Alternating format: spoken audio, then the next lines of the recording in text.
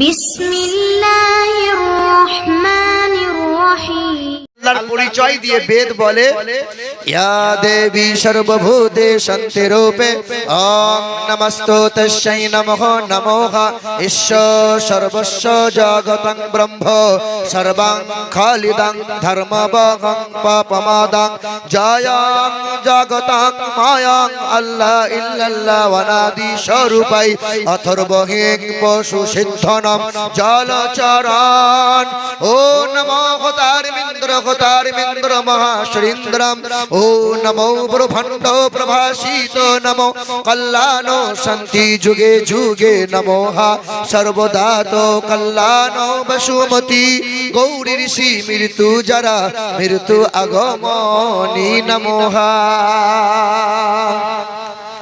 বেদ আমার আল্লাহর পরিচয় দিয়ে বলে, বেদ বলে শোনো তিনি এমন একজন সৃষ্টিকর্তা, তিনি হবেন বিশ্ব ব্রহ্মাণ্ডের মালিক, তিনি আসমান ও জমিনের মালিক, যার ইচ্ছার বাইরে মানুষ ঘুম থেকে জাগতে পারে না, যার ইচ্ছার বাইরে মানুষ কথা বলতে পারে না, যার ইচ্ছার বাইরে কখনো গাছের ফুল ফোটে না, যার ইচ্ছার বাইরে গাছের পাতা কখনো নড়ে না, তিনি নীল গগনের মালিক, তিনি হায়াত ও মৌতের মালিক। ও নমো ব্রহ্মাণ্ড প্রভাসিত নমো কল্যাণ শান্তি যুগে যুগে নমো সর্বদা তো কল্যাণ বসুমতি গৌরী ঋষি মৃত্যু যারা মৃত্যু আগমনী নমো। না তৃতীয়ম না তৃতীয়ম চতুর্থ না পঞ্চমে না পঞ্চম না ষষ্ঠম সপ্তম না পঞ্চমে না অষ্টম নবম দশম না পঞ্চমে। তিনি দুইটা তিনটা চারটা পাঁচটা দশটা হবেন না, তিনি হবেন এক দ্বিতীয় লা শারীকা লা, তিনি হলেন আল্লাহু আল্লাহ সুবহানাল্লাহ। ওই আল্লাহ যদি দেখতে চাও আসমানের দিকে তাকাও, আমি আল্লাহ পাকের কুদরতি দেখতে পাবে। আমি আল্লাহ পাক আসমানে একটা প্রদীপ জ্বালিয়েছি, যে প্রদীপটার নাম হলো সূর্য। আমি আল্লাহ পাক রাতের বেলায় একটা জিরো বাল্ব জ্বালিয়েছি, যে জিরো বাল্বটার নাম হলো চন্দ্র। তোমরা যদি আল্লাহ দেখতে চাও ওই মধুর মিষ্টিতে দেখতে পাবে আল্লাহর কুদরতি। ওই দরিয়ার দিকে তাকাও আল্লাহ দেখতে পাবে, ওই ডালিম বেদনার দানার দিকে তাকাও আল্লাহ দেখতে পাবে। এ আমার বান্দা বান্দিরা, আল্লাহর কুদরতি যদি দেখতে চাও তোমরা বালাখানায় রং করো, 4 বছর 10 বছর পরে রংটা ফেড হয়ে যায়।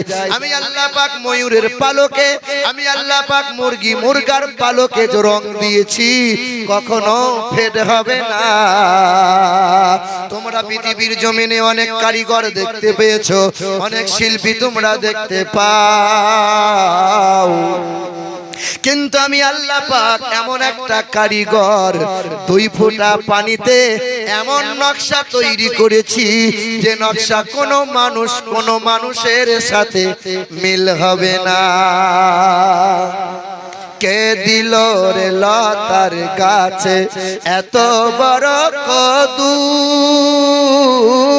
কার ইশারায় মৌমাছিরা মৌচাকে দেয় মধু। কে দিল রে লতার গাছে এত বড় কদু, কার ইশারায় মৌমাছিরা মৌচাকে দেয় মধু। আরে শিমুল গাছে কে দিল রে নরম নরম তুলা,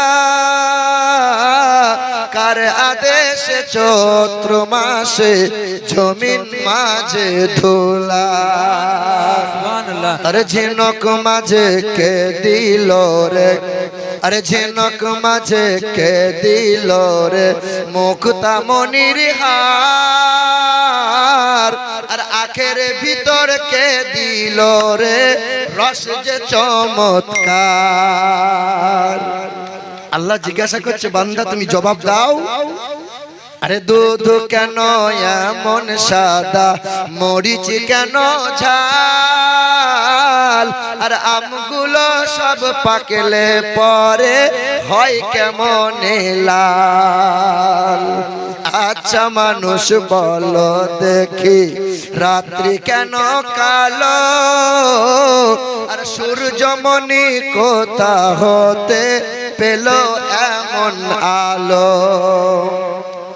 আরে সন্ধ্যাবেলায় আকাশ ঘিরে তারার আবির্ভাব আরে মিষ্ট জলে পূর্ণ কেন গাছের কচি ডাব আরে চিনি কেন মিষ্টি এত তেঁতুল কেন টক আরে কোকিল কেন কালো এত ফর্সা কেন সুবহানাল্লাহ আরে আমরা সবাই বাস করি ভাই আমরা সবাই বাস করি ভাই এই দুনিয়ারি রঙে হাতের লেখা মুখের চেহারা মেলে না কারো সঙ্গে আর মেলে না কণ্ঠ গলার আর মেলে না কণ্ঠ গলার বুড়ো আঙ্গুলের টিপ আল্লাহ তাআলা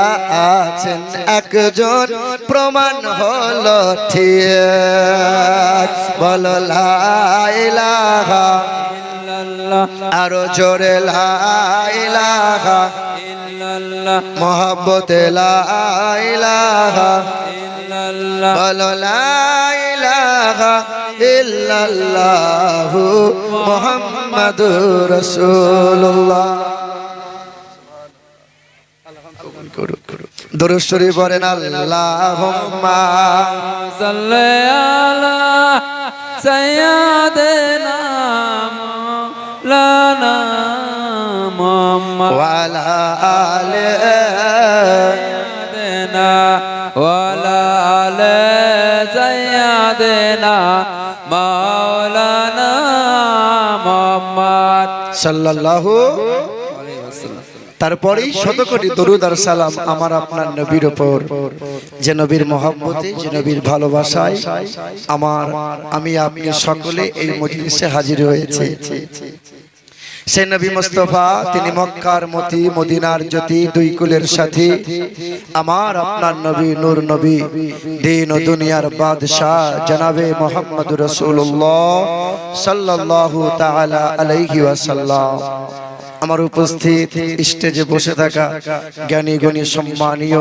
ব্যক্তিগণ আমার সম্মুখে বসে থাকা বয়োজ্যেষ্ঠ মুরব্বী বাবাজিরা মায়েরা সমবয়স্ক ভাইয়েরা বোনেরা শ্রেণীমত ভাবে সকলকে সম্ভ্রম শ্রদ্ধা শুভেচ্ছা আল্লাহ পাকের দয়া মায়া অনুগ্রহ আর শান্তি ধারা আমাদের সকলের উপর বর্ষণ হোক জোরে বলেন আল্লাহুম্মা আমিন আমার শিক্ষিত বন্ধুরা আমার সুধী মানুষেরা আল্লাহ রাসূল সাল্লাল্লাহু তাআলা আলাইহি ওয়াসাল্লাম দ্বীন প্রচার শুরু করে দিয়েছিলেন মানুষের দুয়ারে দুয়ারে কালমা লা ইলাহা ইল্লাল্লাহু মুহাম্মাদুর রাসূলুল্লাহ দিন প্রচার শুরু করলেন আমি আপনাদেরকে গতকালকে বলেছিলাম যে লা ইলাহা ইল্লাল্লাহ মুহাম্মাদুর রাসূলুল্লাহ যদি কেউ বলে ঈমানদার হবে কি হবে না আর যে ভুল করে ফেললেন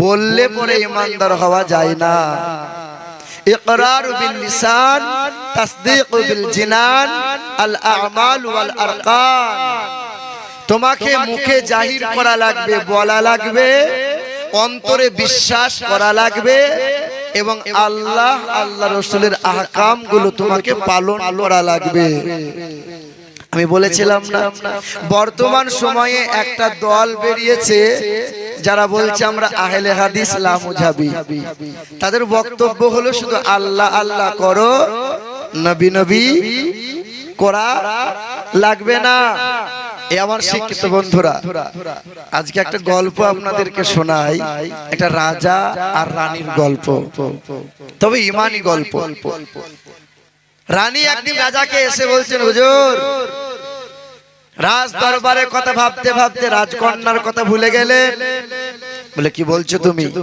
বলে আপনার একটাই তো কন্যা বিবাহের যোগ্য হয়েছে কুমারী মেয়ে মেয়েটার তো বিয়ে দিতে হবে বলে হ্যাঁ তাও বটে বলে মন্ত্রী বলে হুজুর বলেন, বলে এলাকায় সবচেয়ে সুশিক্ষিত এবং সুসুন্দর এইরকম একটা যুবককে বেছে নিয়ে এসো, যে যুবকের সাথে আমি আমার কন্যার বিবাহ দেবো, অর্ধেক রাজত্ব তার হাতে তুলে দেবো। মন্ত্রী খুব বিচক্ষণ মানুষ, কিছুক্ষণ চিন্তা করে বলছে, হুজুর হাজার হাজার যুবকের ভোট পেয়ে রাজা হয়েছেন, আর বেছে বেছে একটা যুবককে নিয়ে আপনার কন্যার বিবাহ দেবেন, তো অন্যান্য যুবকগুলো যে হিংসায় রাজ দরবার গুঁড়িয়ে দেবে। বলে হ্যাঁ তাও তো বটে, তো কি করা যায়? বলে এক কাজ করা হোক, এলাকায় ঢেড়ে পিটিয়ে দেওয়া হোক, সংবাদ দেওয়া হোক, যত অবিবাহিত যুবক ছেলে আছে সকলে লাইন দিক, তিনটে শর্ত রাখবো, যে তিনটে শর্ত পূরণ করতে পারবে সেই রাজার জামাই হবে। এলাকায় ঘোষণা করে দেওয়া হলো, কে কে রাজার জামাই হবে লাইন দাওগা।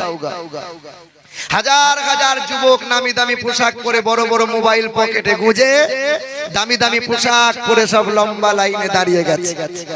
কিন্তু রাজ দরবারে বড় একটা পেস্টন, বড় একটা ব্যানার টাঙানো আছে, তিনটে শর্তের কথা লেখা আছে। কি? এক নম্বর শর্ত হলো, রাজ দরবারে পা দেওয়ার সাথে সাথে মুখটা ফেবিকুইক দিয়ে এঁটে নিতে হবে, মানে কথা বলা চলবে না। দুই নম্বর শর্ত হলো, রাজার দরবারে আজ লিখে লিখে প্রশ্ন হবে না, মুখে প্রশ্ন হবে না, রাজা ইশারায় ইশারায় প্রশ্ন করবে, আর ইশারায় ইশারায় উত্তর দিতে হবে। তিন নম্বর শর্ত হলো, 1 মিনিটের ভিতরে প্রশ্ন উত্তর হতে হবে, বেশিক্ষণ দাঁড়িয়ে থাকা যাবে না। লম্বা লাইন দিয়েছে, একে একে সবাই হাসতে হাসতে যায়, মুখ ভারী করে বেরিয়ে যায়, কারো দ্বারা সম্ভব হয় না। 1 মাস কেটে গেল, 2 মাসে কেটে গেল। মন্ত্রী তাকিয়ে তাকিয়ে দেখে, হাই রে হাই, ওই আরাবুল গ্রামে 3 ছেলের বাপ, সে বেটাও লাইনে দাঁড়ায়। কি ব্যাপার তুই লাইনে? বলে একবার যদি কপালে লটারি লেগে যায়, রাজার জামাই হয়ে যাব, অর্ধেক রাজত্ব পাবো। এই যে লটারি, আপনাদের কি লটারি কাটেন নাকি আপনারা? লটারি চলে এইদিকে? লটারি চলে না? সব ফেরেশতা মনে হচ্ছে তো। বাহ বাহ, কাটবেন, ভালো জিনিস। মদ্যপান করা, লটারি কাটা, জুয়ার আসরে বসা সম পরিমাণে গুনাহ। যে মদ্যপান করে, যে লটারি কাটে, আল্লাহ তার সংসার থেকে বরকত উঠিয়ে নেয়।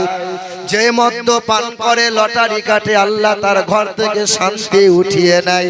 দিন দিন ঋণে পড়বে, অভাবগ্রস্ত হবে, কোন জায়গায় মাথা উঁচু করে দাঁড়াতে পারবে না। সম পরিমাণ কাবিরা গুনাহ, যে গুনাহ আল্লাহ সহজে মাফ করবে না। 1 মাস কেটে গেল, 2 মাস কেটে গেল, 3.5 মাস হয়ে গেল। ওই আরাপুলের একজন যুবক ছেলে, গরিব ঘরের ছেলে, সময় হলে মসজিদে নামাজ পড়তে যায়, আর ইমাম সাহেবের কাছে গিয়ে কোরআন শরীফ শিখে নেয়। ওই ছেলেটা গরিব ঘরের ছেলে, মাঠে ছাগল চড়ায়, আর রাখাল ছেলে তাকিয়ে তাকিয়ে দেখে রাজদরবারে এত কেন ভিড় হয়। রাখাল মনে মনে চিন্তা করে, রাজা নিশ্চয়ই কোন দুয়ারে রেশন, মানে সরকার থেকে অনুদান দেয়। এখন তো বিভিন্ন রকম প্রকল্প বেরিয়েছে সরকারের। এই রাখাল বালক ছাগলগুলো তাড়িয়ে নিয়ে রাজদরবারের একটা কোণে বেঁধে দেওয়ার পরে লম্বা লাইনে দাঁড়িয়েছে। অন্যান্য যুবকরা বলে, রাখাল তুই এখানে কি করবি? রাখাল বাকাল লেখাপড়া জানে। মন্ত্রী বলে, এ কথা বলা যাবে না, মোদি প্রধানমন্ত্রী হয়েছে তো সবাই ভোট দিয়েছে, তাই তো সরকারে বসেছে। রাখালও ভোট দিয়েছে, রাখালেরও অধিকার আছে, তাড়াতে পারবে না। লাইনে দাঁড়িয়েছে, সকালবেলায় লাইনে দাঁড়িয়েছে, বিকাল বেলায় রাখালের নাম এসেছে।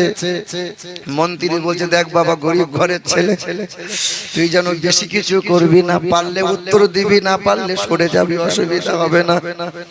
রাজার হাতে রাখালের নাম। রাজা মুচকি মুচকি হাসে, এত বিএড করা কেউ পারলো না, আর রাখাল আমার প্রশ্নের উত্তর দেবে, একে হুরুত করে দেবো, মাল ফুরুত করে পালাবে, এর দ্বারাই হবে না। রাজা মনে মনে ভাবছে। রাখাল তখন রাজদরবার রাজার সামনে দাঁড়িয়েছে। রাজা কথা বলে না, রাজা ইশারায় ইশারায় প্রশ্ন করে। কি প্রশ্ন করেছে? এক। রাখাল তখন মনে মনে চিন্তা করছে, এক আবার কি? আমার ভালো ভালো খাসি, ভালো ভালো ছাগল, রাজস্থানী ছাগল, ছাগল দেখে হয়তো রাজা পছন্দ করে একটা শখ করে ছাগল চাইছে। রাজা বলে কথা, একটা কি দেওয়া যায়? আমি একটা দেবো না। কি বলেছে রাখাল? কি বলেছে? কি বলেছে রাজা? তখন বলছে, রাখাল তখন মনে মনে চিন্তা করে, আমি দুটো দিলাম, বেটা তিনটে চাইছে, চাইতে চাইতে সব যদি চেয়ে নাই আমি আর বাড়াবো না, আমার দুটোই থাকলো। কিছু সময় থমকে গেল রাজদরবারের সমস্ত নেতা মন্ত্রীরা। রাজা ঘোষণা করে বলল, মন্ত্রী তুমি এলাকা জুড়ে ঘোষণা করে দাও, 3.5 মাসের পরে আজ আমার প্রশ্নের উত্তরটা সঠিক দিয়েছে এই রাখাল, সঠিক দিয়ে দিয়েছে। বলে এক কাজ করো মন্ত্রী, একে মার্গো সাবান দিয়ে ভালো করে 7 দিন গায়ে ঘষো, আর আতর কোম্পানিকে খবর দিয়ে 4 দিন ডুবিয়ে রাখো, না হলে গা থেকে ছাগলের গন্ধ যাবে না। রাজকন্যার কপালে হাত পড়ে গেল, হাই রে হাই, সর্বশেষে রাখাল আমার স্বামী হয়, এটা কি মানা যায়? কিন্তু আল্লাহ পাক আমার নসিবে যা লিখেছে তা মেনে নিতে হয়, কিছু করার নাই, আমার স্বামী রাখাল হবে। এই আমার শিক্ষিত বন্ধুরা, আমার শুধু মানুষের একটু ভাবেন, গল্প মানে এটা গল্প নয়, ইমানের কথা আপনাকে বোঝাই। ধুমধাম করে রাজার দরবারে রাখালের বিয়ে হয়ে গেল। আজকে আর রাখাল নয়, রাজার জামাই হয়েছে, নামি দামি পোশাক পরে দাঁড়িয়ে আছে। একজন প্রজা এসে বলছে, ওগো রাজার জামাতা যান, অন্দর মহলে আপনার জন্য রাজকন্যা অপেক্ষা করছে, আপনার বিবি। এ তখন পা পা করে গিয়ে দেখছে, আমার বিবি মানে রাজকন্যা যে ঘরে শুয়ে আছে, লম্বা লম্বা ঝাড়বাতি জ্বলছে, এমন একটা গদিতে বসে আছে, অর্ধেকটা মাল ঢুকে গেছে, সোনার চামচে করে খাবার খাচ্ছে। এ তখন মনে মনে চিন্তা করছে, এই খাবার খেয়ে আমার পেটে হজম হবে না, আর এই গদিতে শুলে আমার রাত কাটবে না, আমার ছাগলের গোয়ালটাই ভালো। মন খারাপ।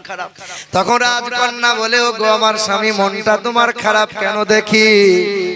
তোমার মন কেন খারাপ হলো? আমি রাজকন্যা, তুমি রাখাল, তুমি কি মনে মনে এমন চিন্তা করো আমি তোমার সেবা করব কি করব না, আমি তোমাকে স্বামী বলে মানবো কি মানবো না? না না, আমি আরাপুর গ্রামের এমন মহিলা নয়, আমি রাজার কন্যা, আমার মধ্যে মানবতা আছে। তুমি আমার স্বামী হয়েছো, তোমার কষ্ট হলে আমি কাঁদবো, তোমার সুখ হলে আমি হাসবো, তোমার সারা জীবন সেবা করে যাব, তোমার প্রতি কখনো অবহেলা রাখবো না। তবে আমার স্বামী, তোমাকে একটা কথা জিজ্ঞাসা করার জন্য ডাকলাম। বলে বলো। বলে 3.5 মাস ধরে আমার বাবা প্রশ্ন করেছিল, কত হিন্দু কত মুসলমান সবাই এসে হাজির হয়েছিল, কেউ আমার বাবার প্রশ্নের উত্তর দিতে পারে নাই। তুমি তো লেখাপড়া জানো না, তুমি মাঝে মধ্যে নামাজ পড়ো, ইমাম সাহেবের কাছে গিয়ে বসো, আমার বাবা প্রশ্ন করলো আর ঝরম করে তুমি উত্তর দিয়ে দিলে। বলে খেপি, তোর বাপ প্রশ্ন করেছিল নাকি? তোর বাপ বললো একটা ছাগল দে, তাই বললাম একটা দেবো না, আমি দুটো দেবো। তোর বাবা 3টে 4টে চাইছিল, আমি পারবো না, দুটোই দেবো। তখন রাজকন্যা বলে, ওগো আমার খেপা স্বামী, যে বাবা আমাকে সোনার চামচের চাঁদির থালায় খাবার খাওয়াই, তোমার 1000 টাকার ছাগল কেন চাইতে যাবে বলো? তাহলে বলে, আমার বাবা প্রশ্ন করেছিল, বলো জামানার মানুষ, বলো হিন্দু সমাজের মানুষ, তোমরা বলো এক ব্রহ্মা বিষ্ণুকে মানলে পরে নরক থেকে বাঁচা যাবে কি যাবে না? কোন হিন্দুর ছেলে কেউ বলতে পারে না। তামাম মুসলমানদের জিজ্ঞাসা করেছিল, বলো এক আল্লাহ আল্লাহ করলে পরে ইমানদার হওয়া যাবে কি যাবে না? বিএড করা ছেলে কেউ বলতে পারে না। তুমি সামনে গিয়ে দাঁড়িয়ে বলেছিলে, না না, শুধু এক আল্লাহ আল্লাহ করলে ইমানদার হওয়া যায় না, লা ইলাহা ইল্লাল্লাহ পরে আর একজনকে মেনে নিতে হবে, তার নাম হলো মুহাম্মাদুর রাসূলুল্লাহ। এরই নাম কালমায়ে লা ইলাহা ইল্লাল্লাহু মুহাম্মাদুর রাসূলুল্লাহ। এই আমার আব্বা জান, ভাই জানেরা, এবার আপনাকে নবী মুস্তাফার জীবনের দিকে নিয়ে যাই। আম্মা জান খাদিজার সঙ্গে বিবাহ হয়ে গেছে। আল্লাহ রাসূল দিন প্রচার করতে শুরু করলেন। কালেমার বাণী মানুষের দুয়ারে দুয়ারে প্রচার করেন। আল্লাহর নবীর এই কালেমার বাণী প্রচারে কোন মানুষ রাগান্বিত হয়, তবে কোন মানুষ নবীকে কষ্ট দেয়, বারবার আমার নবীকে মারার জন্য চক্রান্ত করে যায়। এ মুসলমানের ছেলেরা, সেই সময় মক্কার জমিনে একজন হিন্দু ঘরের সন্তান, তার নাম হলো আব্দুল উজ্জা, নবীকে বড় মহব্বত করে নেয়। আব্দুল উজ্জা তার বাবা নাই, চাচার কাছে লালিত পালিত হয়। মানে এত সুন্দর কণ্ঠ ছিল, ভগবতীর নামে গান করত, লাত মান্না দেবদেবীর নামে গান করত, মন্দিরে গির্জায় গিয়ে দান করত, অনেক টাকা উপহার পেত। চাচা সঙ্গে করে নিয়ে যেত, মানুষকে গান শোনাতো। একদিন এই আব্দুল উজ্জা চাচার কাছে থাকাকালীন চাচার দুম্বাগুলো ছাগলগুলো নিয়ে ময়দানে চড়ায়। কে জানো সবুজ ঘাসের ময়দান দিয়ে একটা মধুর কণ্ঠে গান গাইতে গাইতে যায়। আব্দুল উজ্জা ভগবতীর নামে গান করে, লাত মান্না দেব দেবীর নামে গান করে, লাত মান্না উজ্জার নামে গান করে। এমন একজন ব্যক্তি নবীজির প্রিয়তম খলিফা, তার নাম হলো হযরতে আবু বকর, গান শুনতে পায়। বলে, বাবা তোমার নাম কি? বলে, আমার নাম হলো আব্দুল উজ্জা। বলে, তুমি যে ভগবতীর নামে গান করো, তুমি যে লাত মান্না দেব দেবীর নামে গান করো, বলো আব্দুল উজ্জা তোমার গান কি তোমার দুম্বাগুলো শোনে? বলে, তা তো না। তোমার গানে কি তোমার ছাগলগুলো শোনে? তা তো শোনে না। বলো আব্দুল উজ্জা তোমার গানে কি দরিয়ার মাছ শোনে? চাচা তা তো শোনে না। বলো আব্দুল উজ্জা বলো বলো ওই গাছের পক্ষীগুলি শোনে? তা তো তাও শোনে না। হযরতে আবু বকর বলেন, আমি এমন একটা গান জানি যে গানটা গাছের পক্ষীগুলো শুনবে, যে গানটা দরিয়ার মাছগুলো শুনবে, যে গানটা ওই দুম্বাগুলো ছাগলগুলো শুনবে। ও মুসলিম ঠাকুর পূজা করে। এই যুবকটা বলছে, চাচা এই গানটা আমাকে শেখাবেন? চাচা আমাকে শোনান না গানটা। সঙ্গে সঙ্গে মধুর কণ্ঠে হযরতে আবু বকর শুনিয়েছেন, কালমা লা ইলাহা ইল্লাল্লাহু মুহাম্মাদুর রাসূলুল্লাহ। আব্দুল উজ্জা চমকে উঠেছে, এ তো মুহাম্মাদের গান, না না গাইবো না। যদি কেউ শুনতে পেয়ে যায়, যদি আমার জবানে এই গান কেউ জানতে পেরে যায়, আর ভগবতীর গানে কেউ ডাকবে না, আর লাত মান্না দেব দেবীর গানে কেউ ডাকবে না, আর আমাকে মন্দিরে গির্জায় নিয়ে কেউ গান শুনবে না। আব্দুল উজ্জার কলিজায় আঘাত হয়েছে। দুম্বাগুলো ছাগলগুলো চড়ে পা পা করে দরিয়ার সামনে হাজির হয়ে যায়। সামনে কোনো মানুষ নাই, সামনে বড় দরিয়া, পিছনে দুম্বাগুলো ছাগলগুলো চড়ে। আব্দুল উজ্জা দরিয়ার ধারে বসে যায়, চোখ দুটো বন্ধ করে দেয়। আব্দুল উজ্জা চার চতুর্দিকে তাকিয়ে তাকিয়ে দেখে কোনো জায়গায় কোনো মানুষ নাই। চোখ দুটো বন্ধ করে দিয়ে ওই কলিজার ভিতর থেকে হৃদয় ভরা মোহাব্বত নিয়ে একবার যখন বলে, কালমা লা ইলাহা ইল্লাল্লাহু মুহাম্মাদুর রাসূলুল্লাহ, চোখ খুলে দেখে দরিয়ার মাছগুলো ধারে হাজির হয়ে যায়। ইয়া রাসূলুল্লাহ।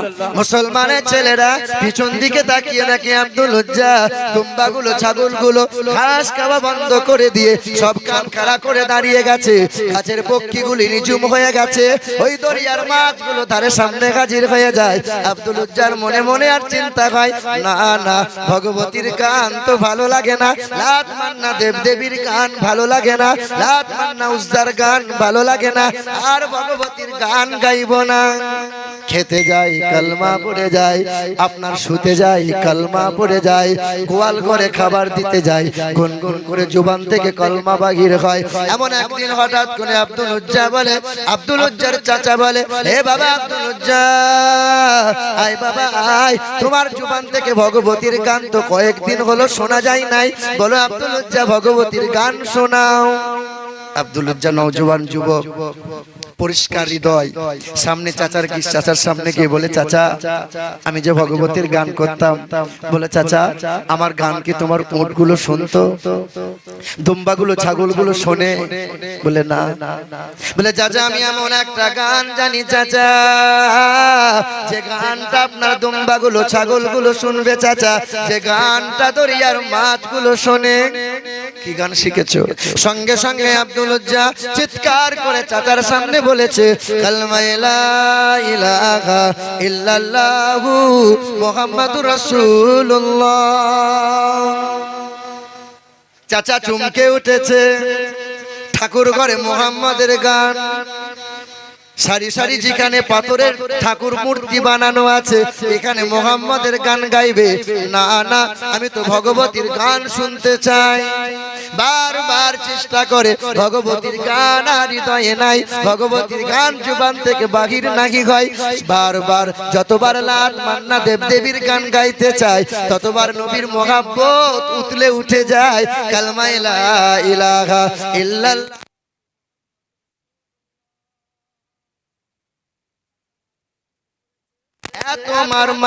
এত মার মারে আব্দুল উজ্জার সারা শরীর রঞ্জিত হয়ে গেছে, রক্তে লাল হয়ে গেছে। বেরিয়ে যা, ঘর থেকে বার হয়ে যা। আব্দুল উজ্জা পা পা করে চলে যায়। হে আব্দুল উজ্জা শোন, তুই যে পরনের পোশাকটা পরে আছিস খুলে দিয়ে যা, এটা আমি কিনে দিয়েছিলাম। আব্দুল উজ্জা পোশাক খুলে দেয়। আব্দুল উজ্জা নওজোয়ান যুবক ছেলেকে উলঙ্গ করে দেয়। আব্দুল উজ্জা রাতের অন্ধকারে দুই হাত সামনে দিয়ে লজ্জা স্থান আড়াল করে কাঁদতে কাঁদতে ছুটে ছুটে বেরিয়ে যায়। জনম দুঃখিনী মা ছেলের কান্না যেন বুঝতে পারে, ছুটে গিয়ে মা দরজা খুলতে যায়। মা দরজা খুলো না, মা দরজা খুলো না, আমার অবস্থা দেখে তুমি সহ্য করতে পারবে না। ও মা জননী, কম্বল দুই টুকরা যদি তাকে পার করে দাও। এক কালো কম্বল দুই টুকরা করে পাঁচিল পার করে আব্দুল উজ্জা পরনে পড়েছে, জৈনাঙ্গ ঢাকা দিয়েছে। আব্দুল উজ্জাকে বলে, আয় বাবা ঘরে আয়। না মা, ঘরের মাটিতে পা দেবো না, আর সম্পত্তির দিকে তাকাবো না, আর দুনিয়ার বালাখানা দেখবো না, আর কোন টাকা পয়সা অর্থ আমার চাই না, ততক্ষণ পর্যন্ত বাড়ির পানি আমি পান করব না, যতক্ষণ না আমার রাসূলুল্লাহ দিদার না পাবো। আল্লাহু আকবার। ইয়া রাসূলুল্লাহ জিন্দাবাদ। মুসলমান মক্কা থেকে মদিনার দিকে রওনা হয়। 1 কিলোমিটার 2 কিলোমিটার নয়, 484 কিলোমিটার রাস্তা। একদিন নয়, রাত যায় দিন যায়, রাত যায় দিন যায়, যেতে যেতে অন্ধকার হয়ে যায়। মদিনার নববী মসজিদের এক কোণে কালো কম্বল জড়ানো বসে রয়। আমার নবী তাহাজ্জুদের জন্য মসজিদে হাজির হয়, যেন দেখতে পায় কালো কম্বলওয়ালাকে। কে বাবা? বলে আমার নাম আব্দুল উজ্জা। তুমি এখানে কেন বাবা? তুমি তো মন্দিরে থাকবে। আব্দুল উজ্জা বলে, ইয়া রাসূলুল্লাহ, ইয়া নবী আল্লাহ, কালো কম্বলটা একবার আমি সরাই।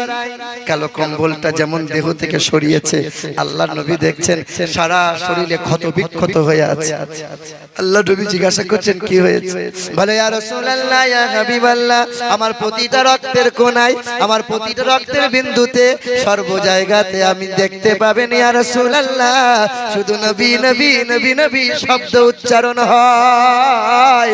ইয়া রাসূলুল্লাহ, ইয়া হাবিবাল্লাহ, মাকে ত্যাগ করেছি, চাচাকে ত্যাগ করেছি, জমি জায়গা লাথি মেরেছি, সব কিছু লাথি মেরে আপনার পদতলে একটু জায়গা নিতে এসেছি। বলেন না ইয়া রাসূলুল্লাহ, আপনার কদমের তলায় আমাকে একটু ঠাঁই দেবেন? আল্লাহর নবী আব্দুল উজ্জাকে বুকে টেনে নিয়েছেন। সাহাবায়ে কিরামরা জড়ো হয়েছে। আল্লাহ রাসূল বলেছিলেন, একে আজ থেকে উজ্জা বলিও না, একে বলিও আব্দুল্লাহিল বাদাদাইন। আব্দুল্লাহিল বাদাদাইনকে আল্লাহ নবী পছন্দ করেছেন, কবুল করে নিয়েছেন। নবীর দরবারে থাকে, রাসূলুল্লাহর দরবারে খায়। এই আব্দুল উজ্জা আল্লাহ রাসূলকে এত পরিমাণে মহব্বত করেছিলেন, যে আল্লাহ রাসূল সাল্লাল্লাহু আলাইহি ওয়াসাল্লামের কাছে যুদ্ধের ঘোষণা হয়েছিল, সবাই কম বেশি দান করেছিল, আর আব্দুল উজ্জা কেঁদে কেঁদে বলেছিল, আল্লাহ আমি অর্থ সম্পদ সব কিছু ত্যাগ করে লাথি মেরে পালিয়ে এসেছি নবীর দরবারে, আমার কাছে কিছু নাই যে যুদ্ধের জন্য কিছু দান খায়রাত করব। আল্লাহ তোমার দেওয়া জীবন রয়েছে, আমি রাসূলুল্লাহর মহব্বতে জীবনটা যেন বিলিয়ে দিতে পারি। আল্লাহর নবী বলেছিলেন, আব্দুল উজ্জা এমন দোয়া করো না। আল্লাহ রাসূল হাতটা তুলে আল্লাহকে বলেছেন, মালিক আমার আব্দুল উজ্জা যদি দরিয়ায় ডুবে মারা যায়, আমার আব্দুল উজ্জা যদি জ্বরে কাঁপতে কাঁপতে ইন্তেকাল হয়ে যায়, তুমি শহীদের দরজা দান করিও। আব্দুল উজ্জা জ্বরে কাঁপতে কাঁপতে ইন্তেকাল হয়েছিলেন। ইন্তেকাল হওয়ার পরে যুদ্ধ শেষ হয়ে গেল। আব্দুল উজ্জাকে নিজের হাতে করে নবী কবরে শুইয়েছিলেন, আর আল্লাহ রাসূল দোয়া করে বলেছিলেন, আমি আব্দুল উজ্জার প্রতি এতক্ষণ পর্যন্ত রাজি আছি, আল্লাহ তুমি রাজি হয়ে যাও। মুসলমান কি মোহাব্বত করেছিলেন আল্লাহর নবীকে, কি মোহাব্বত করেছিলেন। আমরা কি সেই নবীকে মোহাব্বত করতে পেরেছি বাবা? বলেন, করতে পেরেছে? আমার আব্বা জান ভাই জানেরা, হে মুসলমানের ছেলেরা, মুসলমান ঘরে জন্ম নিয়ে এখন ওই নবীকে চিনতে পারি নাই, এখনো নবী মুস্তাফাকে মোহাব্বত করতে পারি নাই। হে আমার আব্বা জানেরা, ভাই জানেরা, হে আমার মায়েরা, আমার বোনেরা, একটু কানটা দিয়ে শোনেন মা, হে আমার ভাইয়েরা, আপনার দেশ, পাশের দেশ বাংলাদেশ, প্রায় জায়গায় আমি ঘটনাটা বলে থাকি, আপনার দেখে লোমটা খারাপ হয়ে যাবে। ব্রাহ্মণ ঘরের মানুষ হয়ে আমার নবীকে চিনতে পেরেছিল, আমার নবীকে মোহাব্বত করে নিয়েছিল, কুরআনটা বুকে নিয়ে ওই মানুষটা একজন জামানার আল্লাহর ওলি হয়েছিল। আব্বা জান ভাই জানেরা, ওই বাংলাদেশের একটা সন্তান, ছেলেটার নাম হলো সুশান্ত ভট্টাচার্য, বাবাটার নাম হলো শশীকান্ত ভট্টাচার্য। ঢাকা বিশ্ববিদ্যালয় থেকে 12টা ভাষায় এমএ করেছিলেন তিনি। ওই 12টা ভাষায় এমএ করার পর চাকরি তালাশ করে করে বেড়ায়, চাকরি যখন তার কপালে জোটে না, বাবা বলেছিল, আয় সুশান্ত আয়, চাকরি করা লাগবে না, যোগ্য করে গলায় পইতে ঝুলিয়ে নাও, ব্রাহ্মণ হয়ে যাবে, তোমার বাবা ব্রাহ্মণ, তুমিও ব্রাহ্মণ হয়ে যাবে, মণ্ডপে মণ্ডপে পূজা করে করে বেড়াবে, লাখ টাকা রোজগার হবে, তোমাকে চাকরি করতে হবে না। এখন তো সমাজে বাপ ব্রাহ্মণ মানে ছেলেও ব্রাহ্মণ, এখন তো সমাজে বাপ পীর মানে ছেলেও পীর। হ্যাঁ, ইমান নাই আমল নাই বুঝান পীর হয়ে গেছে। বাবাজিরা ভাইরা আমার, ব্রাহ্মণ কাকে বলে জানো? যে সাধনা করে ব্রহ্মাকে লাভ করে সেই প্রকৃত ব্রাহ্মণ। পীর কাকে বলে জানো? যে নফল ইবাদত রাত জেগে জেগে আল্লাহর নৈকট্য যে লাভ করে, আল্লাহর দিদার যে লাভ করে, আল্লাহকে যে হাসিল করে, সেই প্রকৃত আল্লাহর ওলি।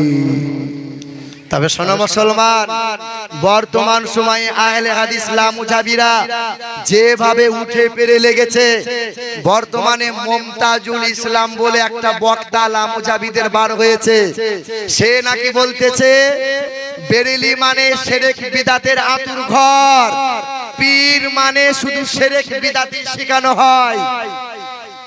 সে নাকি বলতেছে নবী দিবস করা পাপের কাজ, সে নাকি বলতেছে সুন্নি বলে দাবি করে যারা সব ভণ্ড তারা। এখন তো ফুরফুরার বিরুদ্ধে চরম ভাবে তারা লেগেছে আহলে হাদিসরা এক হয়ে, কালকে আমাদেরও পিছনে লাগবে তারা। আমার শিক্ষিত বন্ধুরা, আমার সুধী মানুষেরা, ওরা হলো মুনাফিকের দল, মুনাফিক, ওরা হলো মুনাফিক। সেই নবী মুস্তাফার জামানা থেকে আসছে ওরা, ওরা মুনাফিক। মওলাই আলীকে ওদের দল থেকে শহীদ করেছিল তারা। ওই মুনাফিকের দলটা ইমাম হাসানকে বিষ পান করিয়ে শহীদ করেছিল। ওই মুনাফিক এজিদের দলটাই, মুনাফিক মুসলমানরাই আমার ইমাম হুসাইনকে কারবালার ময়দানে শহীদ করে দিয়েছিল। ওই মুনাফিকের দলটা আজ আপনার ঈমানটাকে কিভাবে বরবাদ করা যায় এই প্রচেষ্টা চালিয়ে যাচ্ছে। এই মুসলমান শিক্ষিত বন্ধুরা, আমার সুধী মানুষেরা, যারা আমার রাসূলুল্লাহর শানে, ও আবার বলতেছে যে তোমরা যখন, আমরা যখন দরুদ পড়ি, আল্লাহুম্মা সাল্লি আলা মুহাম্মাদিন ওয়া আলা আলি মুহাম্মাদ কামা সাল্লাইতা আলা ইব্রাহিম, আল্লাহ নবীর উপর শান্তি বর্ষণ করো, আহলে পরিবারের উপর শান্তি বর্ষণ করো, যেভাবে শান্তি তুমি ইব্রাহিম নবীর উপর বর্ষণ করেছিলে। তাহলে নবীর উপর আমরা দয়া করে শান্তি বর্ষণ করাই, তবে নবী পাই। কত বড় জাহিল, কত বড় মূর্খ, কত বড় শয়তান, কত বড় মুনাফিক হলেই এমন কথা বলতে পারে। আমার নবী কি তোমার দয়া, তোমার দানের মুখাপেক্ষী?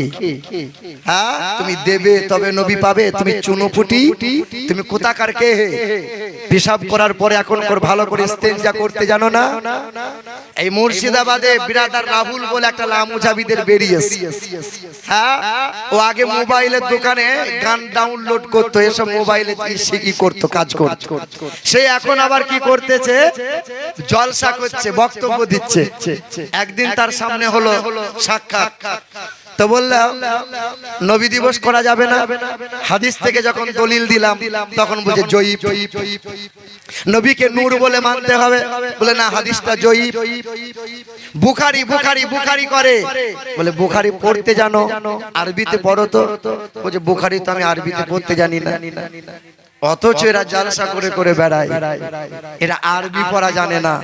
আমার শিক্ষিত বন্ধুরা, আমার সুধী মানুষেরা, এই সমস্ত ব্যক্তিদের কাছ থেকে নিজেদেরকে সাবধানে রাখিয়েন একটু। এই যুবক ছেলেরা, এই সমস্ত লামুজাবি, বদমাঝাব, এই সমস্ত ব্যক্তিদের ওয়াজ নসিহত থেকে একটু নিজের ঈমানকে বাঁচিয়ে রাখিও। আমার আব্বা জান, মায়ে জানেরা, এ আমার মায়েরা, আমার বোনেরা, শুনে রেখে দেবেন বাবা।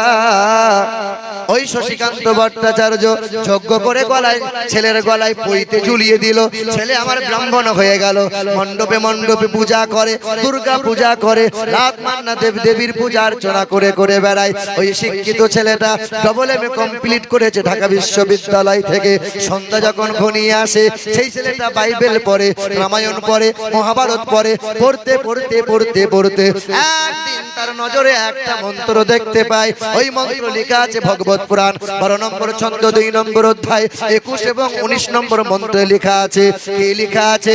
এই তঙ্কৌলগত প্রায় জানিসু পরধর্মনি ধর্মত্তনৈ সাতেন ভগবান বতরিষ্যতি জোরদস্য চোদিতা যো কিশস্য প্রবন্ন নাদে মনুষ্য কিরে। আব্বাজান, ভাইজানেরা, এখানে লেখা আছে ঈশ্বরের তরফ থেকে আসবেন একজন গুরু। তিনি একটা ধর্মের গুরু হবেন না, তিনি হিন্দুদের গুরু হবেন, তিনি খ্রিস্টানদের গুরু হবেন, তিনি জৈনদের গুরু হবেন, তিনি বৌদ্ধদের গুরু হবেন, তিনি আদিবাসীদের গুরু হবেন, তাম ধর্মের যিনি একাই গুরু হবেন। ওই জগৎ গুরু কে হবে? বাবার সামনে প্রশ্ন করেছিল, বাবা তুমি তো জ্ঞান বয়স্ক, তুমি তো বয়োজ্যেষ্ঠ মানুষ, বাবা বলো বলো জগৎ গুরু কে হবে?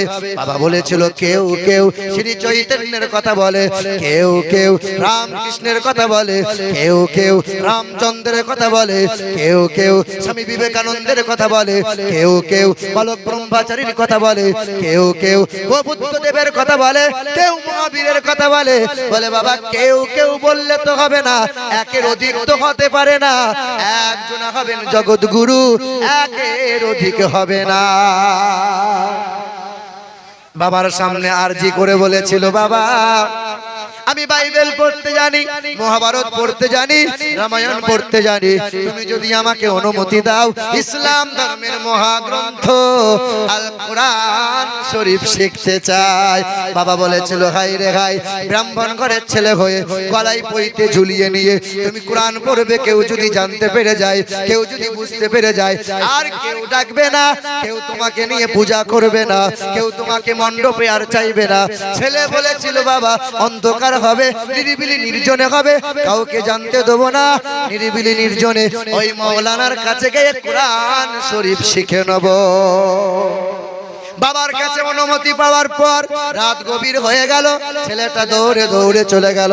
ইমাম সাহেবের দরজায় কড়া নাড়া দেয়।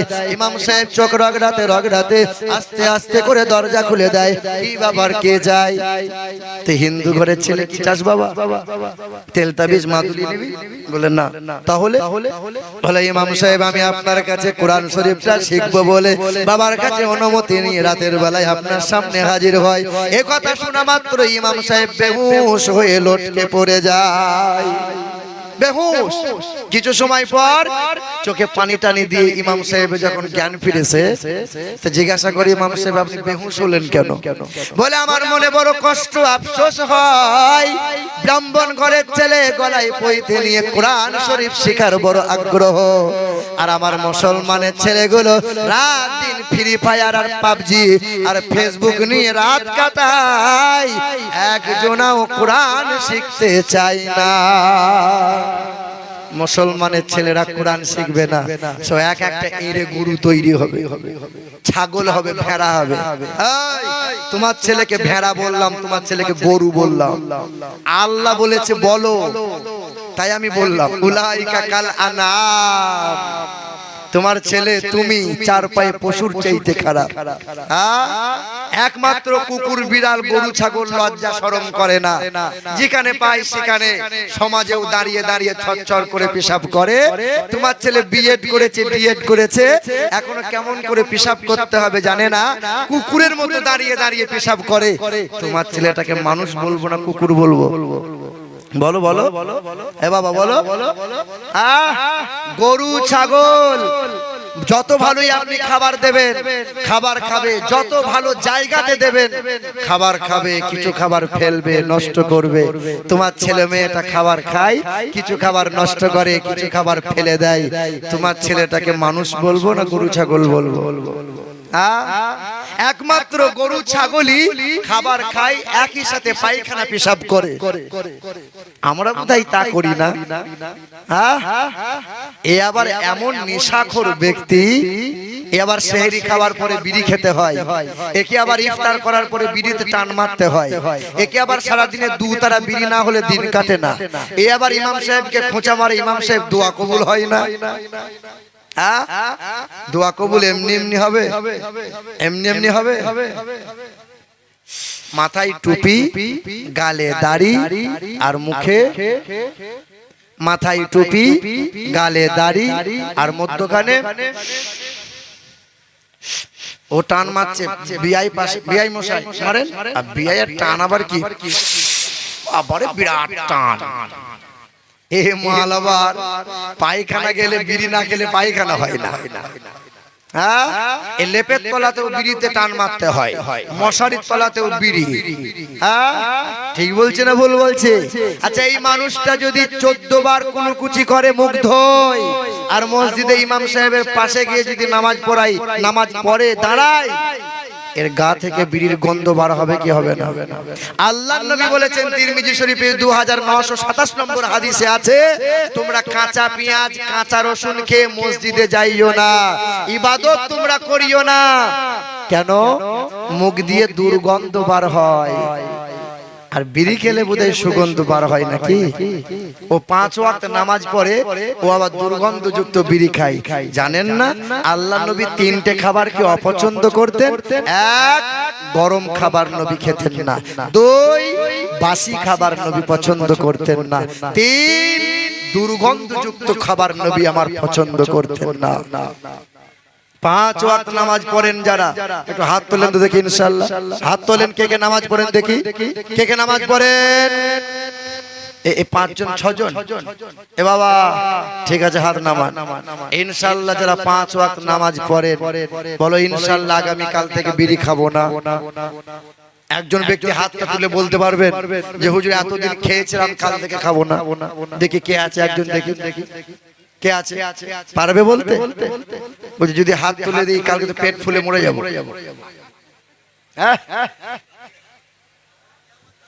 এ আমার আব্বা জান, ভাই জানেরা, এ আমার মায়েরা, আমার বোনেরা, আজকের সমাজের বাপরা, আজকের সমাজের মারা চাই না আমার ছেলেটা বিদ্বান হয়ে উঠুক, চাই না ছেলেটা শিক্ষিত হোক, চাই আমার ছেলে বিএড করুক, আমার ছেলে মাস্টার ডিগ্রি করুক, ডিএড করুক, বিটেক করুক, আইটিআই করুক, ছেলে আমার মাস্টারই হবে, মাস গেলে ৭০,০০০ টাকা মাইনে পাবে।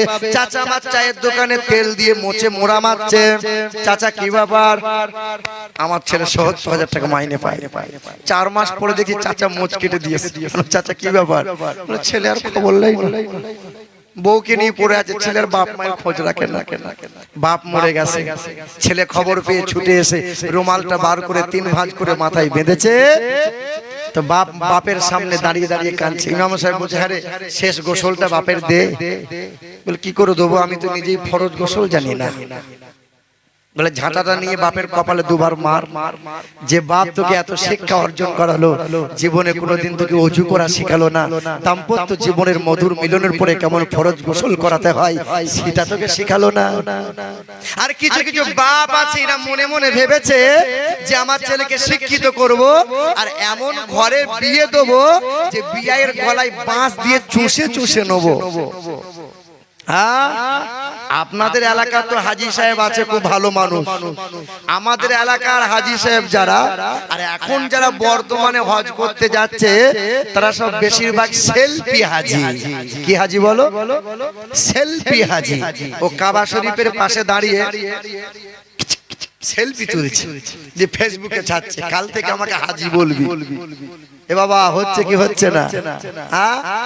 ও তাওয়াফ করছে, হাজিরা দিচ্ছে, লাব্বাইক আল্লাহুম্মা লাব্বাইক লা শারীকা লাক লাব্বাইক ইন্নাল হামদা ওয়ান নি'মাতা লাকা ওয়াল মুলক লা শারীকা লাকা। হাজিরা দিচ্ছে, এমন সময় ছত্তারের মা ফোন করেছে, চিহি করে ফেলল, হ্যালো ছত্তারের মা, তোর জন্য জানটা না এমন খিদিবিদি করছে না, কবে যে আমি বাড়ি যাব, মন খুব খারাপ করছে তোর জন্য। ও আবার হজ করতে গেছে। ওকে কে হজ করতে বলেছিল? তোকে হজ করতে কে যেতে বলেছিল? তোর হজ হবে? আমার এলাকার একজন হাজী সাহেব, শোনেন আপনাদেরকে বলি, 1.5 হাত দাড়ি, মাথা থেকে টুপি কোনোদিন ফেলে না, 5 ওয়াক্ত নামাজ পড়ে, তাহাজ্জুদের নামাজ পড়ে কপাল কালো করে ফেলেছে। 2 ছেলে, বড় ছেলের বিয়ে দিয়েছে, ছোট ছেলের বিয়ে আর হয় না। এলাকা জুড়ে ঘেটে চেটে মেয়ে দেখেছে, মেয়ে আর জুটছে না। বেশ কিছুদিন পরে খবর পেয়েছে, 20 কিলোমিটার দূরে গিয়েছে। মেয়ে দেখার পরে বলেছে, আলহামদুলিল্লাহ আপনার মেয়ে আমার বৌমা হবে।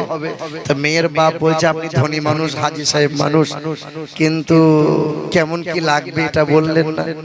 তখন বলছে, আস্তাগফিরুল্লাহ, আমি টাটকা হাজী, আমি কি হারামের কথা মুখ দিয়ে বলতে পারি? এই কথাটা আপনাকে বলছি, আপনাকে, এটা হাজী সাহেবকে বলি নাই, কথাটা আপনাকে বলছি। তখন হাজী সাহেব বলছে, আমি তো বাবু হারামের কথা মুখ দিয়ে বলতে পারবো না, আমার বড় জামাই বাবা জীবন আছে, ও যেটা বলবে সেটাই হবে। জামাই তখন ঘুরে বসেছে। জামাই তখন বলছে, আমার শ্বশুর লোক ভালো, হারামের কথা একটাও বলবে না। তবে 20 দিন আগে মেয়ে দেখার পরে ফোন করে বলেছে, একটা অ্যাপাচি গাড়ি দেবো, 6 লাখ টাকা নগদ দেবো, 6 ভরি সোনা দেবো, খাট আলমারি খুশিতে দেবো, চাইতে হবে না।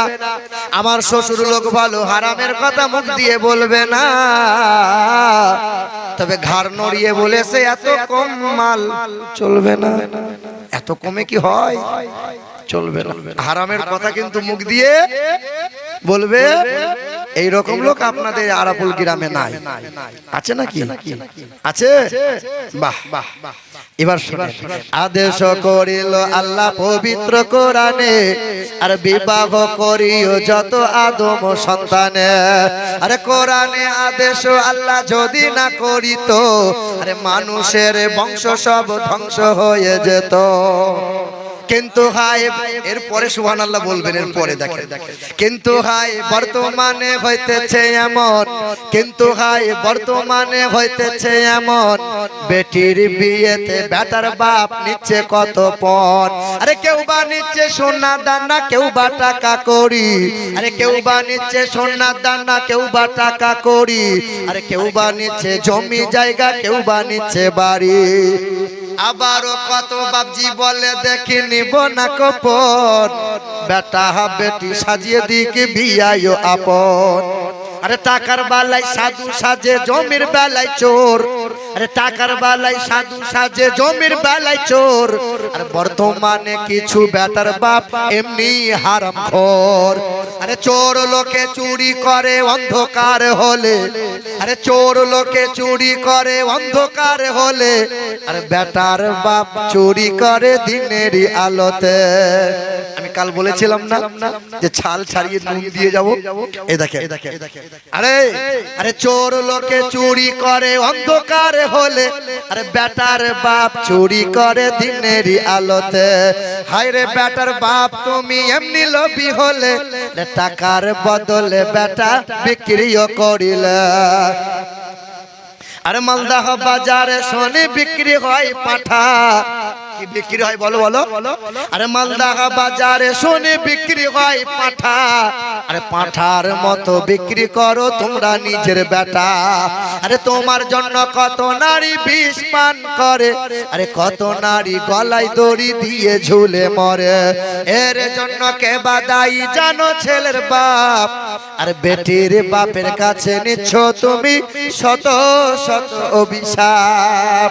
তাহাজ্জুদের নামাজ পড়ে কপাল কালো করে দাও না কেন, 10 বার হজ করে চোখের পানিতে বুকটা ভাসিয়ে দাও না কেন, আল্লাহ চাইলে সব গুনাহ মাফ করে দেবে, আল্লাহ একটা গুনাহ মাফ করবে না। কাবা শরীফের ইমাম নিয়ে যদি তোমার জানাজা পড়ানো হয়, তবু তোমার ওই গুনাহ মাফ হবে না যে মানুষটা বিয়ের গলায় বাঁশ দিয়ে টাকা নিয়েছিল। চা খাই তো বাঁ হাতে করে খাই, পানি খাই তো বাঁ হাতে করে খাই, কিন্তু হারামটা নেওয়ার সময় ডান হাতে করে নেয়। বিআইকে বলেছিল 5 লাখ টাকা নগদ লাগবে আর 300 বরযাত্রী নিতে হবে, কিন্তু ও বেটা 300 বরযাত্রীর নাম করে 400 বরযাত্রী খেয়েছে। আবার আমাদের গ্রামে পটলের বাপ ও আবার পরের পেলে 200 রসগোল্লা খায়। আপনাদের গ্রামে নাই এরকম লোক? 200 রসগোল্লা খায়। এই কিনে খা, খা কিনে খা, দেখবো পরের পেলে তো গলা পর্যন্ত খাও। একবার তো মনে হলো না মেয়ের বাপটা জমি জায়গা বন্ধক দিয়ে তোমার মতো মানুষগুলোকে খাওয়াচ্ছে, এত খাবার নষ্ট করলে কেমন করে? 300 নাম করে 350 বরযাত্রী গেলে কেমন করে? 2 ভরি সোনাটা মেয়ের বাপ বলেছিল বিআই মশাই 2 বছর দিতে পারবো না, 2 বছর পরে 2 ভরি সোনাটা শোধ করব। 2 বছর সোনাটা দিতে দেরি হয়েছিল বলে ওই যে কলঙ্কিনী শাশুড়িটা ননদটা দিন রাত আমার মেয়েটাকে খোঁটা দিয়েছিল। আমার মেয়েটা খেতে গিয়েছিল খোঁটা দেয়, আমার মেয়েটা শুতে যায় খোঁটা দেয়, আমার মেয়ে বাপ মাকে না জানিয়ে দরজা বন্ধ করে ঝরঝর করে কেঁদেছিল। আর মেয়েটা কেঁদে কেঁদে বলেছিল, মা তুমি আমার মতো মেয়েটাকে কেন তুমি পেটে ধরেছিলে? তোমার জন্ম হবার পর তো গলা টিপে মেরে দিতে পারতে, তুমি খাট আলমারি দিতে পারো নাই বলে দিন রাত খোঁটা শুনতে হয়। আমার মেয়েটা ঝরঝর করে দরজা বন্ধ করে কাঁদে। শোনান, যে মহিলা খোঁটা দেয় সেই মহিলার জন্য জান্নাত নাই, যে মহিলা খোঁটা দেয় ওই মহিলার জন্য জান্নাত নাই, যে মহিলা খোঁটা দেয় তাহাজ্জুদের নামাজ পড়লে ওই মহিলাটার জন্য জান্নাত নাই। এটা আল্লাহর নবী বলেছেন, আমার কথা নাই। একবার তোমার মনে হলো না তোমার ছেলেটাকে মানুষ করতে গেলে যত না কষ্ট হয়েছিল, আমার মেয়েটাকে মানুষ করতে গিয়ে 3 গুণ বেশি কষ্ট হয়েছিল। তোমার ছেলে রাত 10টা পর্যন্ত ক্লাবে রাস্তাঘাটে ঘুরে ঘুরে বেড়ায়, আমার মেয়েটা সন্ধ্যা লেগে গেলে ঘর থেকে বার করতে দেই নাই, স্কুল কলেজে বেহায়াপনা রাস্তাঘাটে বার করি নাই। আমার মেয়েটাকে পর্দাশালা হিজাব পরিহিতা করে কোরআনের তালিম দিয়ে মেয়েটাকে আদব করে বড় করে তুলেছিলাম। আর যেদিন বিয়ে দিয়েছিলাম দাদু কিংবা নানু এসে হাতে হাত দিয়ে বলেছিল, নানু ভাই, সেদিন নানা কিংবা দাদু এসে বলেছিল, নানু ভাই আমার নাতনিটাকে তোমার হাতে তুলে দিলাম আমানত স্বরূপ, বুদ্ধিটা কম, আমার নাতনি যদি কোনো ভুল করে ফেলে তুমি যেন কষ্ট দিও না, তুমি যেন আঘাত দিও না, তুমি আমানতের খেয়ানত করো না। সেই আমানতটা নিয়ে গিয়েছিলে।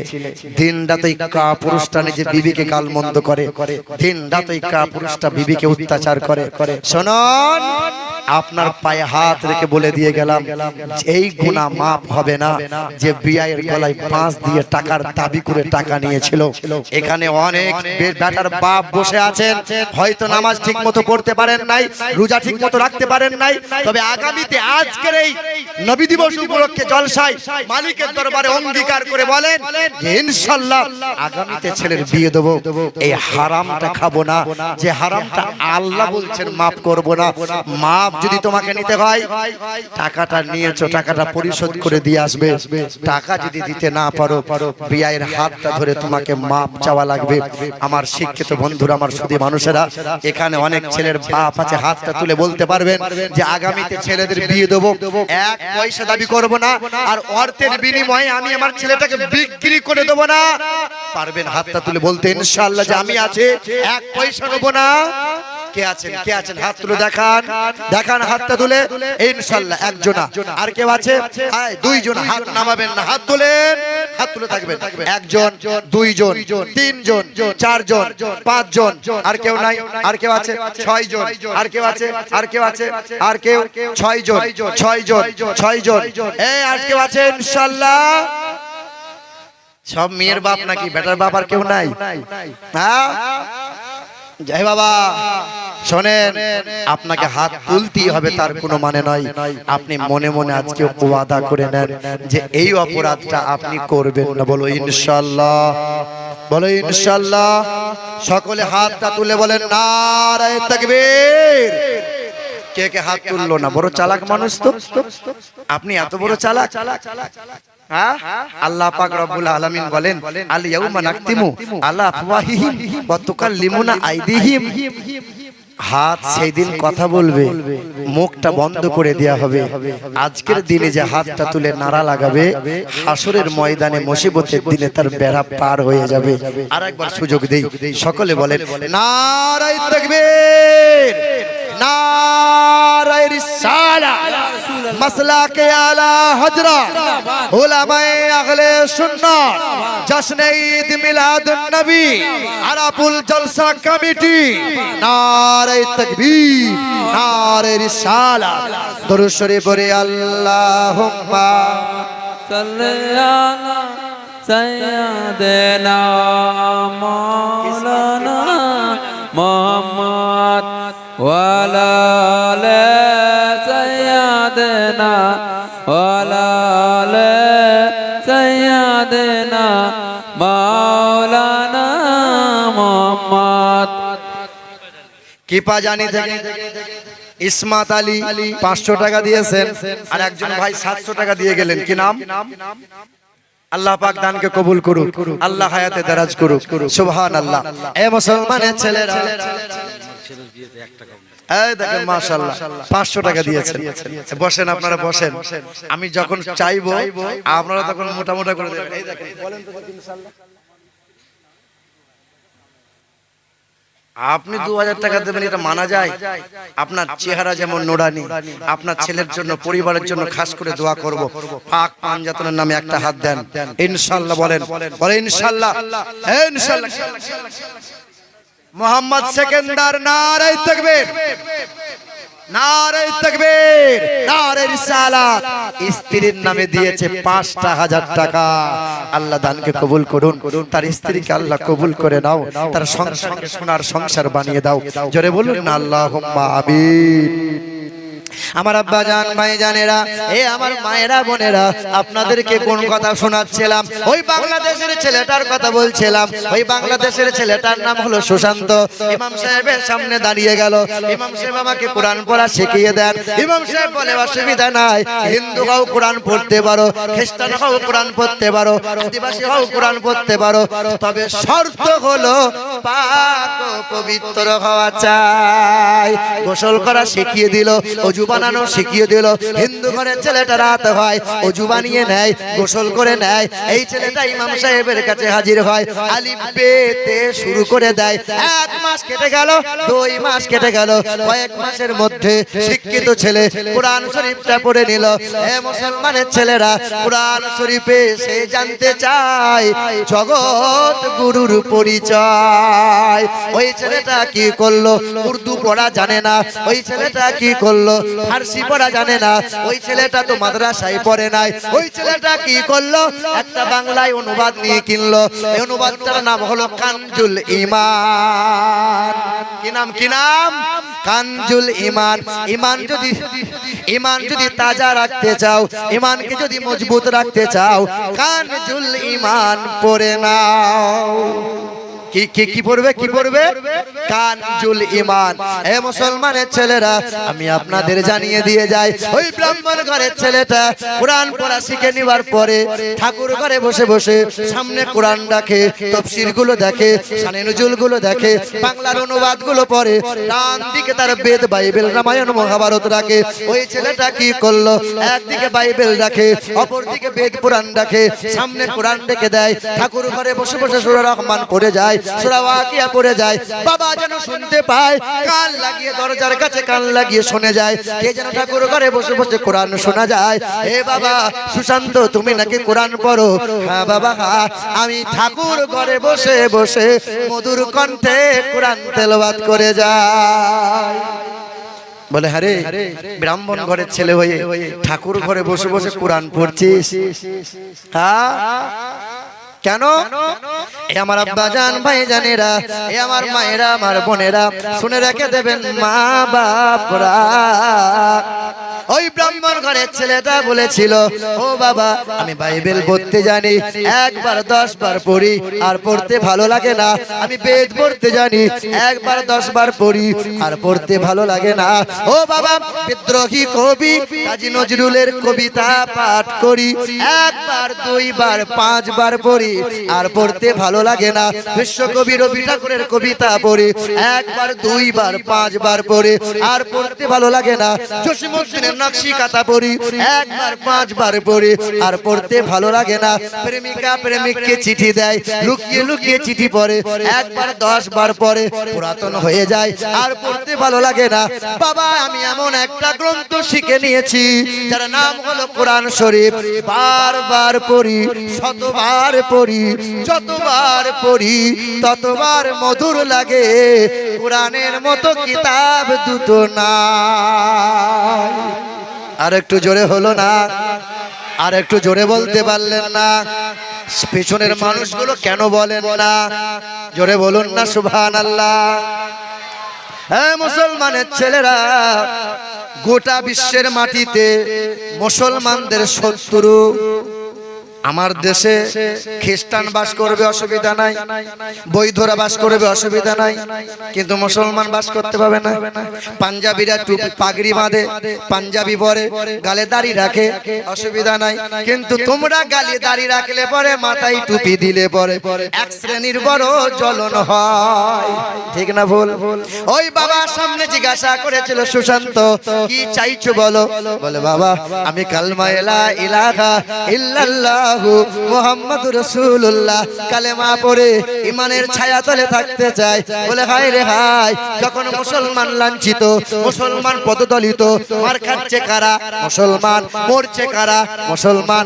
তুমি এখন মুসলমানের দলে যেতে চাইছো? বলে বাবা ঘরের সামনে যদি 5টা আমের গাছ হয়, 4টে গাছের ফল বড্ড মিষ্টি, বলো তো বাবা পাড়ার মহল্লার ছেলেরা কোন গাছে ঢিল পাথর মারবে বেশি? কোন গাছে? কোন গাছে? কথা বলেন না কেন? কোন গাছে? তো ভারতের জমিনে ধর্ম কি একটা নাকি? কয়েক হাজার ধর্ম আছে, কোন ধর্মের ওপর অসুবিধা নাই, কিন্তু মুসলমানের এই দেশে জায়গা নাই। হ্যাঁ না? দেশটা নয় তো কারো বাপের ভেটা, করিবে মন চাহিলি যখন যেটা। দেশটা নয় তো কারো বাপের ভেটা, করিবে মন চাহিলি যখন যেটা। দেশটা লক্ষ মায়ের ইজ্জতেরই দামে কেনা, মাটিতে মিশে আছে লাখ শহীদের রক্ত কণা। দেশটা লক্ষ মায়ের ইজ্জতেরই দামে কেনা, মাটিতে মিশে আছে লাখ শহীদের রক্ত কণা। সেই রক্তের দামে কেনা মদের সোনার ভিটা।